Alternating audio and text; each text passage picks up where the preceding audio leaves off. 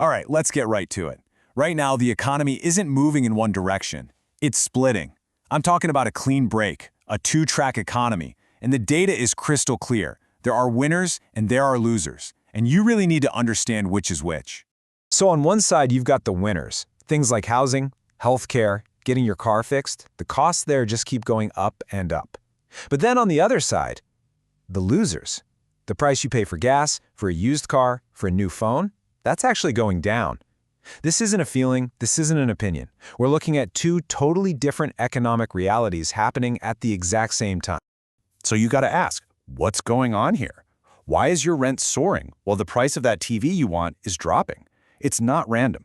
The answer really boils down to two huge, powerful forces that are completely reshaping the economic landscape.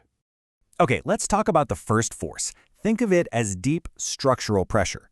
These aren't little blips on the radar that are going to go away next month. No, these are long-term, baked-in problems that are making inflation in certain areas, well, incredibly sticky. It just won't come down. And when you look at the data, it's so clear. The things driving inflation aren't stuff you want, they're stuff you need. We're talking about housing, medical care, things you just can't skip. And because you have to buy them, those industries have what's called pricing power. They can raise prices, and we have to pay. So let's break that down into three key pressure points. First, we have a massive, chronic housing shortage. Second, the labor market is still incredibly tight. And third, our energy grid is getting slammed with new demands it was never built for. Each one of these on its own is a huge engine for inflation. We've got all three happening at once.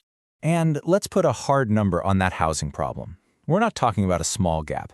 The U.S. is short about 5 million homes right now. That is a gigantic supply and demand problem, and you just can't fix that quickly. It's the reason rents and home prices just keep climbing.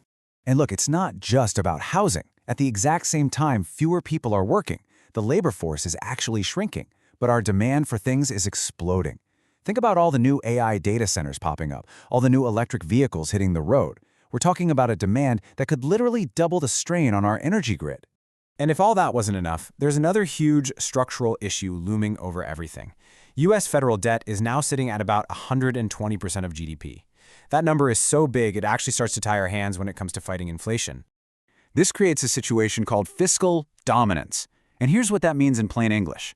When the government has this much debt, the central bank can't just jack up interest rates to crush inflation. Why? Because the interest payments on that mountain of debt would become completely unmanageable. The system itself puts a cap on how hard you can fight. Okay, so that's force number one, sticky structural inflation. Now let's get to the second major force, because this is where things get really interesting. We are witnessing one of the biggest shifts of capital in history. And I'm not exaggerating here. The number is just staggering. We're talking about an estimated $80 trillion. That's trillion with a T. It's moving from one generation to the next in new hands. This isn't just a lot of money, it's a history-making amount of capital on the move. But here's the key. This is so much more than just money moving from one bank account to another. It's a transfer of priorities. The people inheriting this wealth, they want to do different things with it. And the data shows us exactly what those new priorities are. Something like 90% of these younger investors aren't just looking for a return. They want their money to make a real environmental or social impact. They're also not just buying stocks and bonds. They're looking to invest directly in private companies. So just think about that shift. The old playbook was super simple. Get the biggest financial return possible, period. The new playbook, it's way more complex. It's about balancing profits with purpose, things like environmental and social impact. It's about getting into private deals. It's a totally new way of thinking about risk and reward. All right, so let's put the two pieces together. On one hand, you have stubborn inflation in the things we absolutely need. On the other, you have this $80 trillion wave of capital that's looking for a new home. So what happens when these two massive forces collide? You get a completely new logic for how money works. This is really the heart of it. When the cost of essentials is locked in on an upward track and all this new money is searching for investments that align with new values, well, the old map you used to navigate the financial world, it's useless. A new map is literally being drawn right before our eyes. So, let's follow the money. Where does it go? Who are the beneficiaries in this new world? Well, capital is going to flow to the places that can handle inflation, the places with pricing power. We're talking about real, tangible assets like infrastructure and commodities, essential services like healthcare, and yeah, The companies that sell the stuff you have to buy, rain or shine. And of course, there's the other side of the coin. Who gets challenged? It's anyone who's sensitive to inflation and rising rates. Think about things like long-term bonds. They get hammered when rates go up. Think about those high-flying growth stocks whose big profits are way off in the future. And of course, any business that sells stuff people want but don't need. That's the first thing to get caught from the budget.